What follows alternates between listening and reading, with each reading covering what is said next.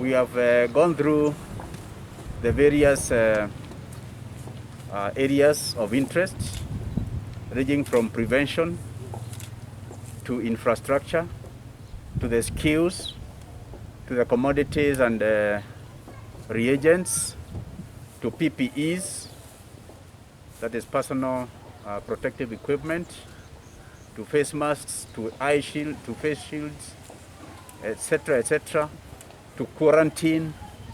That is where you put people together to restrict their movements before you know their status, to isolation center, and even the imagination of what it would be to be confronted with an overwhelming situation. So I'm happy to say that the experiences we have shared with the national government's representatives and guidance is something that is going to help Tharaka Nithi County, because as you are aware, Tharaka Nithi County is still part of Kenya, and we collaborate very, very closely with the national government, represented in our county by Madam Bibale Opora, who is an extremely helpful commissioner to us, because her team and the county team work hand in hand.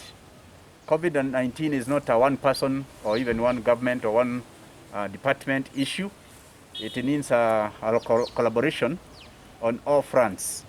So for me, I just want to express my gratitude to the national team, the multi-agency team, who have given us valuable information in terms of how best to position ourselves in order to cope with the possible upsurge of COVID-19 cases in the Tharaka Nithi County.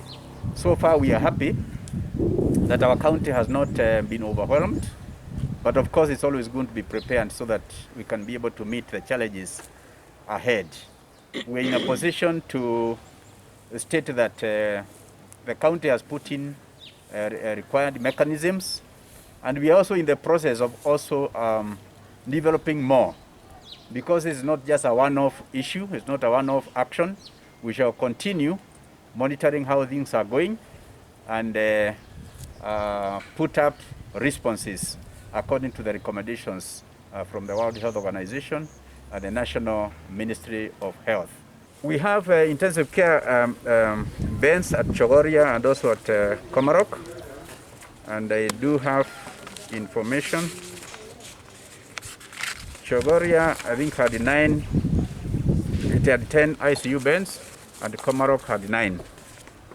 So at least the county has intensive care unit beds, and because we have no idea how long this disease will stay with us, we are still continuously preparing ourselves just in case we have escalation of the disease.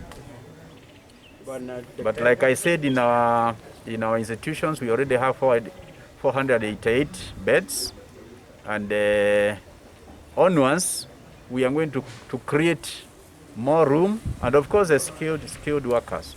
You realize it may not just be enough to put up buildings. You need skilled workers to work in those places. We are still building up on the HR, the human resource.